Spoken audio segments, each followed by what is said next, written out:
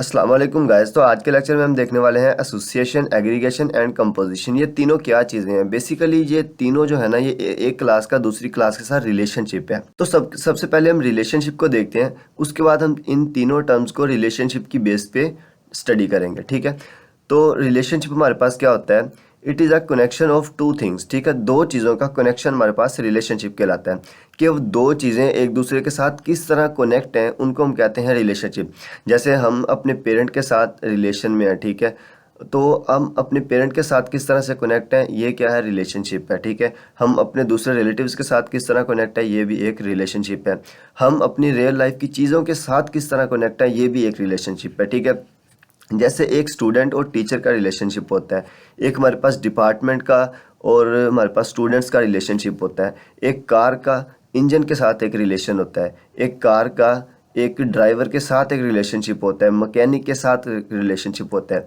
तो रिलेशनशिप जो है ये बहुत टाइप्स के हो सकते हैं। ठीक है, अगर हम जो है वो देखें स्टूडेंट का टीचर के साथ रिलेशनशिप, तो उसमें एसोसिएशन आ जाती है। मतलब जो एक स्टूडेंट है वो डिफरेंट टीचर से पढ़ सकता है, उसके ऊपर कोई रिस्ट्रिक्शन नहीं है। ठीक है, तो अभी ये मैं टर्म्स आपको नहीं समझाता, अभी हम वन बाय वन इसको डिस्कस करेंगे। सिर्फ मैं ये आपको समझाना चाहता हूँ कि अब एक स्टूडेंट और टीचर का रिलेशनशिप एसोसिएशन में आएगा, एक स्टूडेंट का डिपार्टमेंट के साथ रिलेशनशिप एग्रीगेशन में आएगा, और एक इंजन का कार के साथ जो है वो रिलेशनशिप कंपोजिशन में आएगा। ठीक है, अब एसोसिएशन हमारे पास क्या होती है, association represent a simple relationship between two objects where one object uses the another object. Simplest form हमारे पास क्या है, एसोसिएशन है।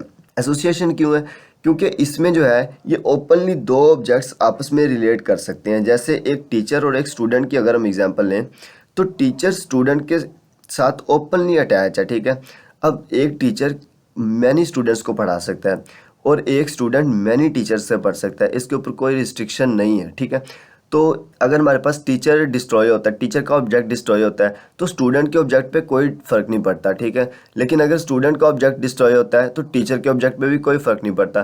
तो ये एक तरह से इंडिपेंडेंटली रहते हैं। ठीक है, तो इसको हम क्या कहते हैं, एसोसिएशन कहते हैं। इसकी एग्जांपल देखते हैं।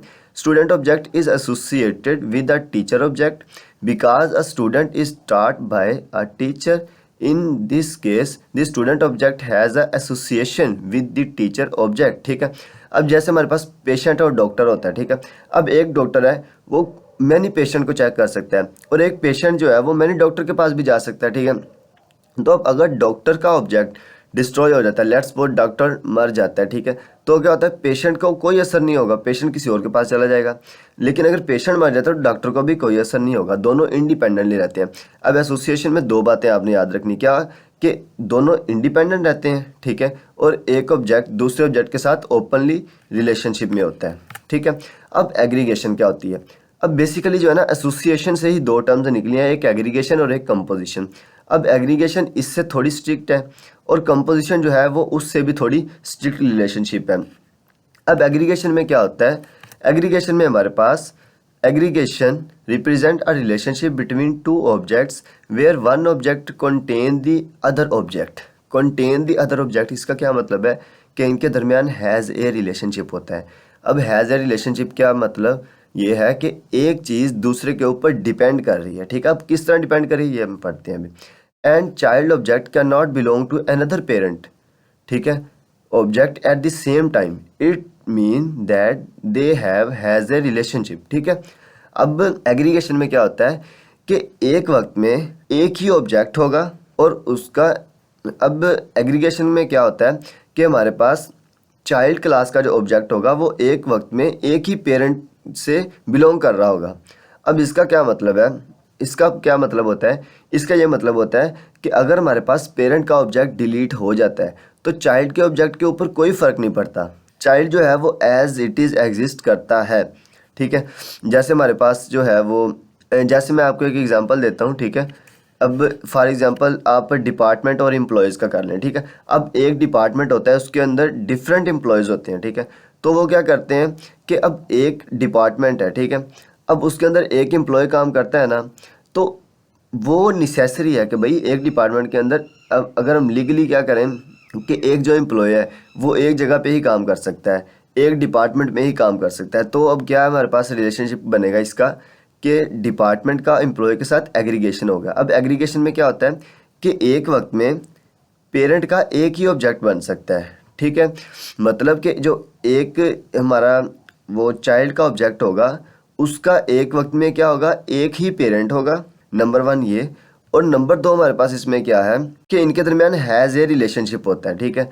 अब हैज़ ए रिलेशनशिप के डिपार्टमेंट कंटेन करता है एम्प्लॉयज़ को। अब अगर मैं आपको एक और एग्जांपल दूं, अब मैं एक कंपनी है हमारे पास और उसके अंदर एक एम्प्लॉय काम कर रहा है, ठीक है। अगर कंपनी डिस्ट्रॉय हो जाती है, ठीक है, कंपनी बंद हो जाती है, तो एम्प्लॉय डिस्ट्रॉय होगा? नहीं होगा। एम्प्लॉय डिस्ट्रॉय नहीं होगा, एम्प्लॉय क्या करेगा, किसी और कंपनी में जॉब कर लेगा, लेकिन वो एक वक्त में एक ही कंपनी में जॉब कर सकता है। यहाँ पे हमने ये चीज़ मेंशन ज़रूर करनी है। तो अब एग्रीगेशन का क्विक ओवरव्यू ये है, एग्रीगेशन में क्या होता है कि एक वक्त में एक ही उसका ऑब्जेक्ट बनता है पेरेंट क्लास का।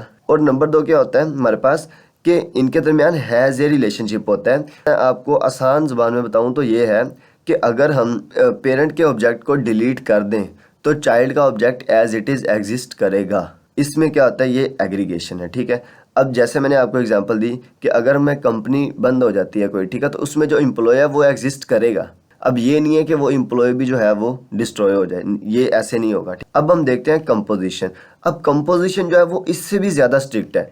कंपोजिशन में क्या होता है हमारे पास कि अगर वहाँ पे हमने पढ़ा था कि अगर हमारे पास पेरेंट का ऑब्जेक्ट डिस्ट्रॉय होता है तो चाइल्ड का object as it is exist करता है। लेकिन कंपोजिशन में क्या होता है हमारे पास कि अगर पेरेंट का ऑब्जेक्ट हमारे पास डिलीट हो जाता है, ठीक है, तो चाइल्ड का ऑब्जेक्ट भी डिलीट हो जाता है। Composition represent a strong relationship between two objects where one object own to the other object. अब यहाँ पे क्या, वहाँ पे हैज़ ए रिलेशन होता है, लेकिन यहाँ पे क्या होता है, ओन किया होता है उसने, मतलब प्रॉपर उसके ऊपर कंट्रोल होता है। Child object does not have their own life cycle. If parent object deleted then the child object delete automatically. Aggregation में हमने देखा था कि अगर हमारे पास चाइल्ड का ऑब्जेक्ट, पेरेंट का ऑब्जेक्ट डिलीट होता है तो चाइल्ड का ऑब्जेक्ट डिलीट नहीं होता, चाइल्ड के ऑब्जेक्ट को जब तक हम खुद डिलीट ना करें, ठीक है। कंपोजिशन में क्या होता है कि अगर हम पेरेंट का ऑब्जेक्ट डिलीट कर दें तो चाइल्ड का ऑब्जेक्ट ऑटोमेटिकली डिलीट हो जाता है। जैसे मैं आपको एग्जांपल देता हूँ, एक कार और उसका इंजन, ठीक है। अब एक कार जो है, ठीक है, अगर वो मतलब डिस्ट्रॉय हो जाती है तो उसका इंजन भी उसके अंदर ही डिस्ट्रॉय हो जाएगा, ठीक है। अब मैं अगर कहता हूँ एक पर्सन है और उसकी बर्थडे, ठीक है, अब इनके दरमियान क्या रिलेशनशिप होगा। अब अगर एक पर्सन है, ठीक है, पर्सन है तो उसकी बर्थडे होगी ना। अगर एक पर्सन जो है वो मर जाता है, ठीक है, तो हमारे पास क्या होगा, उसकी बर्थडे भी जो है वो नहीं होगी। तो अब ये है कंपोजिशन, ये स्ट्रॉन्ग रिलेशनशिप है इनके दरमियान, ठीक है। कि इसमें क्या होता है कि जो पेरेंट क्लास है उसने चाइल्ड क्लास को ऑन किया होता है, उसका प्रॉपर कंट्रोल होता है उसके ऊपर, ठीक है। अगर वो डिस्ट्रॉय होती है तो चाइल्ड ऑटोमेटिकली डिस्ट्रॉय हो जाता है। अब हम क्या करते हैं, इनके दरमियान थोड़ा सा रिलेशन देखते हैं, डिफरेंस देखते हैं कि एग्रीगेशन और कंपोजिशन में डिफरेंस क्या है, और उसके बाद हम इसके कोड की तरफ आते हैं। अब अगर हम लाइफ टाइम के हिसाब से देखें तो एग्रीगेशन में क्या होता है, object have their own life time and there is no owner. यहाँ पे एग्रीगेशन में कोई ओनर नहीं होता। जैसे मैंने कंपनी की आपको एग्जांपल दी कि कंपनी ने एम्प्लॉयज़ को ओन नहीं किया होता, एम्प्लॉयज़ वहाँ पे काम कर रहे होते हैं, ठीक है। लेकिन कंपोजिशन में क्या होता है, control by hold or parent that owns it. तो यहाँ पे क्या होता है, ओन किया होता है। अब इसका लाइफ साइकिल जो है ना थ्रू आउट द प्रोग्राम होता है। अब इसका लाइफ साइकिल जो है वो कहाँ तक होता है कि जब तक पेरेंट का ऑब्जेक्ट एग्जिस्ट कर रहा है, ठीक है, चाइल्ड का भी कर रहा है। जहाँ पे पेरेंट का ऑब्जेक्ट डिस्ट्रॉय हुआ, चाइल्ड का भी डिस्ट्रॉय।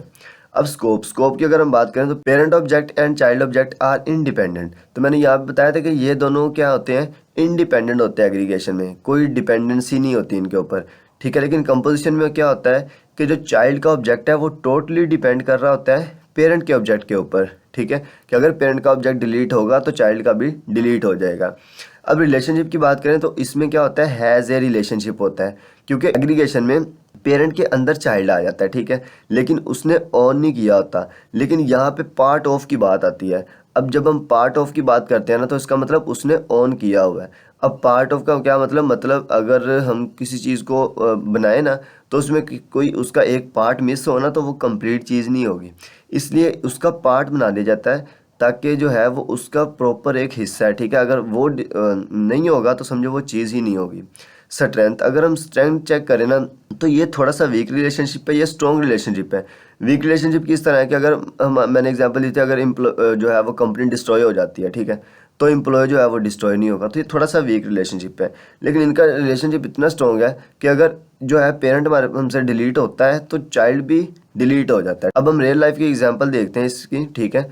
तो अब देखें, अगर कार एंड ड्राइवर का रिलेशनशिप, अब एक ड्राइवर है ना, वो बहुत सी कार्स को चला सकता है, ठीक है, उसके लिए कोई रिस्ट्रिक्शन नहीं है। अब अगर कार जो है वो कोई और ड्राइवर भी तो वो चला सकता है ना, ठीक है, तो वो एक इंडिपेंडेंट है, ठीक है। तो अगर क्या होता है, हमारे पास ड्राइवर है वो डिस्ट्रॉय हो जाता है, तो कार क्या डिस्ट्रॉय होगी? नहीं, कार तो एज इट इज़ रहेगी। तो ये हमारे पास क्या हो जाएगा? एग्रीगेशन। लेकिन अगर हम कार और व्हील्स की बात करें, ठीक है, कार और व्हील्स की, तो नंबर वन, अगर मैं व्हील उतार दूं कार के, ठीक है, तो क्या होगा? वो कार प्रॉपर होगी? नहीं होगी। तो इसका क्या मतलब है? ये उसका पार्ट बन गया, ठीक है। तो अगर हमारे पास कार जो है वो डिस्ट्रॉय हो जाती है तो क्या होगा? व्हील भी डिस्ट्रॉय हो जाएंगे, ठीक है। अगर हम एक रूम में लगे हुए पंखे की बात करते हैं, ठीक है, तो अगर हमारे पास रूम डिस्ट्रॉय होता है, ठीक है, तो अगर तो रूम के अंदर ही पंखा फिक्स है तो क्या होगा? वो पंखा भी डिस्ट्रॉय हो जाएगा।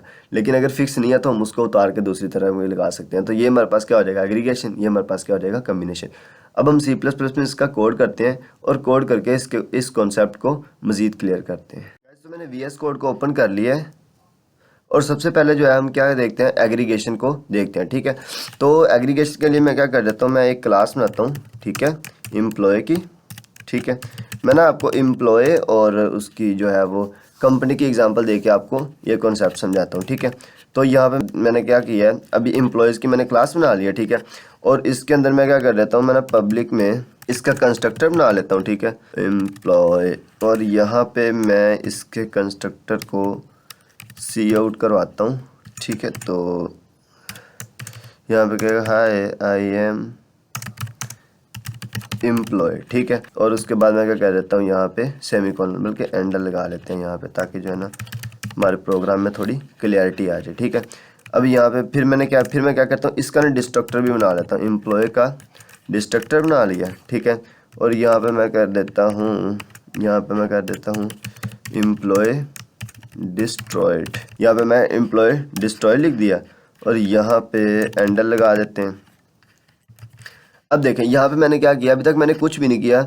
मैंने क्या किया है कि एम्प्लॉय की क्लास बनाई है, उसका कंस्ट्रक्टर और डिस्ट्रक्टर लिख दिया, ठीक है। उसके बाद मैं क्या कर देता हूँ, मैं यहाँ पे अब कंपनी की क्लास बनाता हूँ, ठीक है। कंपनी की क्लास बनाई मैंने, ठीक है।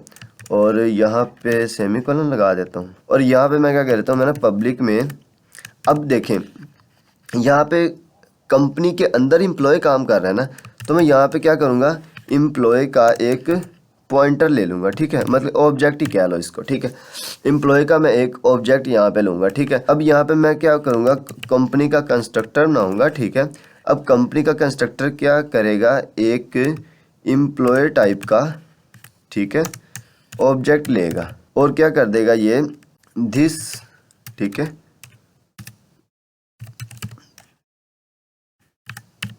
ऑब्जेक्ट कर देगा। मतलब अब ये जो हमारा ऑब्जेक्ट है ना, ठीक है, हमने इसको असाइन कर दिया। मतलब ये यहाँ से जो ऑब्जेक्ट आएगा ना, ये ऑब्जेक्ट जो है वो इस ऑब्जेक्ट के अंदर स्टोर हो जाएगा। और यहाँ पे मैं एक सी आउट स्टेटमेंट भी दे दूंगा, ठीक है। मैं यहाँ पे स्टेटमेंट दे दूंगा दिस इज। अब मैं क्या करता हूँ, मैं ना डिस्ट्रक्टर बनाता हूँ इसका, ठीक है। और कंपनी का मैं डिस्ट्रक्टर बनाता हूँ और यहाँ पे मैं लिख देता हूँ एक स्टेटमेंट, मैं कहता हूँ कि कंपनी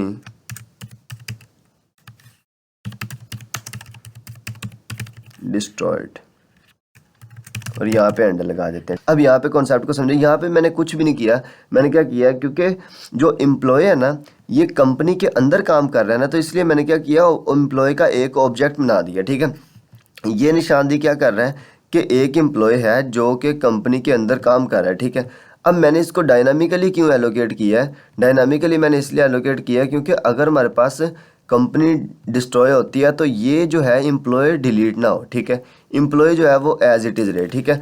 तो अब मैं क्या कर देता हूँ, मैं ना यहाँ पे एक एम्प्लॉय का, ठीक है, ऑब्जेक्ट बनाता हूँ इक्वल्स टू न्यू, ठीक है। और यहाँ पे एम्प्लॉय कर देते हैं, ठीक है। और अब मैं क्या कर देता हूँ, मैं ना यहाँ पे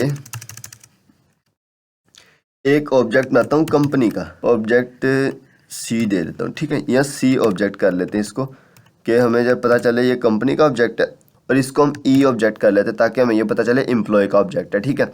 और इसको मैं क्या पास कर देता हूँ, ई ऑब्जेक्ट।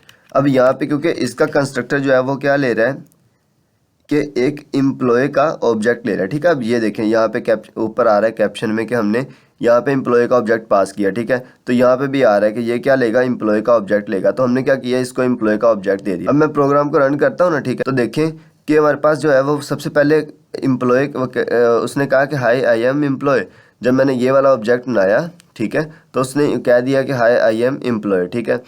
तो अब फिर जब मैंने इसका ऑब्जेक्ट बनाया ना, तो इसके कंस्ट्रक्टर में गया, ठीक है। उसने क्या किया, इसके कंस्ट्रक्टर में जाने के बाद उसने यहाँ से ये वाला ये स्टेटमेंट कॉल करवाई है, दिस इज़ कंपनी, ठीक है। और उसके बाद इसका डिस्ट्रक्टर कॉल कर दिया है, कंपनी डिस्ट्रॉयड। अब उसने इसका डिस्ट्रक्टर नहीं कॉल किया, क्यों? क्योंकि हमने इसको तो डायनामिकली एलोकेट किया हुआ था, ठीक है। अब जब डायनामिकली मैंने एलोकेट किया है, अब देखिए कि कंपनी डिस्ट्रॉय हो गई है, ठीक है, लेकिन इसका जो है ना वो अभी तक एम्प्लॉय डिस्ट्रॉय नहीं हुआ। अब मैं अगर खुद करूँ ना एम्प्लॉय को डिस्ट्रॉय, ठीक है, डिलीट ई एम्प्लॉय, ठीक है। अब मैं अगर खुद करूँ तो खुद जो है वो डिस्ट्रॉय कर सकता हूँ। अब देखिए यहाँ पे ये जो है हमारे पास ये कंपनी डिस्ट्रॉय, अब मैं ना इसको ना एक ब्रैकेट में लिख देता हूँ ताकि जो है वो पहले कंपनी डिस्ट्रॉय हो और बाद में जो है वो एम्प्लॉय।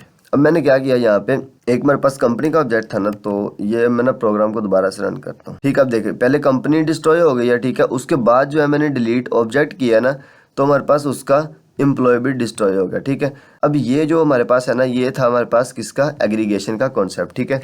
तो मैं क्या कर देता हूँ, मैंने इसको कमेंट कर देता हूँ, ठीक है, और नीचे मैं लिखता हूँ कंपोजिशन, ठीक है। अब कंपोजिशन में मैं इसको ही पेस्ट करता हूँ, ठीक है, और यहाँ पे हम थोड़ी सी चेंजिंग कर लेते हैं। कंपोजिशन में मैंने आपको दी थी एग्जांपल एक इंजन की, ठीक है, एक इंजन की और एक कार की, ठीक है।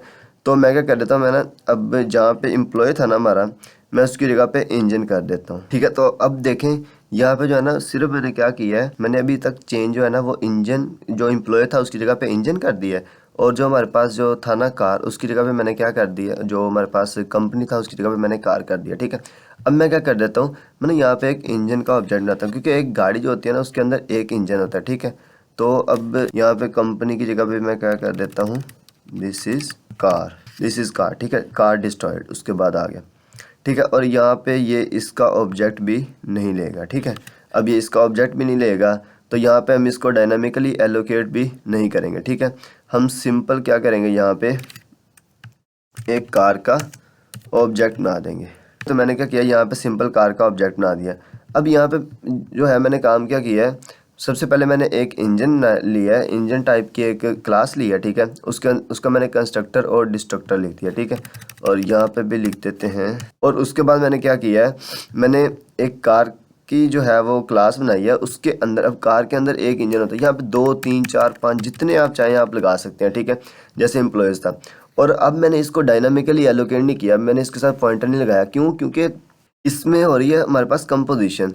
तो कंपोजिशन करने के लिए जो है ऑब्जेक्ट जो है वो ऑटोमेटिकली डिस्ट्रॉय होना चाहिए, ठीक है। अब देखिए मैंने कार का ऑब्जेक्ट बनाया है ना, ठीक है। तो अब मैं सेव करता हूँ, ठीक है, और उसके बाद प्रोग्राम को रन करता हूँ। देखें तो जब मैंने प्रोग्राम को रन किया, तो अब जैसे ही कार का ऑब्जेक्ट डिस्ट्रॉय हुआ है, ठीक है, एम्प्लॉय डिस्ट्रॉयड यहाँ पे आ रहा है, ठीक है। तो यहाँ पे ना मैं इंजन कर देता हूँ एम्प्लॉय की जगह पे, ताकि जो है ना वो, क्योंकि वो ना हमने चेंजिंग किया ना, तो आपने ये कॉपी पेस्ट का फिर बड़ा ध्यान रखना होता है कि मतलब चेंजिंग। तो अब देखिए जैसे ही वो कार का ऑब्जेक्ट डिस्ट्रॉय हुआ ना, तो वैसे ही हमारे पास इंजन भी डिस्ट्रॉय हो गया, ठीक है। तो ये था थोड़ा सा कॉन्सेप्ट एसोसिएशन, एग्रीगेशन और कंपोजिशन का, ठीक है। कंपोजिशन में कोड जो है वो आपके साथ शेयर कर देता हूँ अभी। तो यहाँ पे जो है ना आपने देख लेना है कि किस तरह मैंने काम किया। एक दफ़ा मैं आपको ओवरव्यू दे देता हूँ इसका। सबसे पहले मैंने क्या किया, मैंने एक इंजन की क्लास बनाई, ठीक है, और उसके बाद मैंने उसके अंदर एक ऑब्जेक्ट बना लिया, एक ऑब्जेक्ट बनाया, और उसके बाद जो है ना मैंने कार का वाली क्लास का डिस्ट्रक्टर, ठीक है, और कंस्ट्रक्टर बना दिया। देखें सबसे पहले जो है ना कंट्रोल कहाँ पे आएगा, मेन फंक्शन में, मेन फंक्शन से कार का ऑब्जेक्ट अब कार पे आएगा, ठीक है, यहाँ पे। तो इसका ऑब्जेक्ट सबसे पहले कॉल होगा, ठीक है, इंजन का सबसे पहले जाएगा इसके कंस्ट्रक्टर में, यहाँ पे आ जाएगा आई एम इंजन, ठीक है। उसके बाद हमारे पास कंट्रोल कहाँ पे आ जाएगा, कार पे, ठीक है। अब कार का ऑब्जेक्ट जो है वो कार का कंस्ट्रक्टर कॉल होगा, उसके बाद कार का डिस्ट्रक्टर कॉल होगा, उसके बाद दोबारा कंट्रोल इंजन पे जाएगा और इंजन का डिस्ट्रक्टर कॉल हो जाएगा, ठीक है। तो इस तरह जो है हमारे पास प्रोग्राम वर्क करेगा। अगर हम इसको डायनामिकली एलोकेट कर देंगे तो फिर हमें खुद से डिलीट करना पड़ेगा, ऑटोमेटिकली डिलीट नहीं होगा। तो ये था आज का कॉन्सेप्ट। उम्मीद है कि आपको समझ आ गया होगा। अगर आपको समझ नहीं आया तो आप कमेंट में पूछ सकते हैं। अगर आपको वीडियो अच्छी लगे तो वीडियो को लाइक कर देना, अपने फ्रेंड के साथ शेयर कर देना। तब तक के लिए अल्लाह हाफिज़, मिलते हैं नेक्स्ट लेक्चर।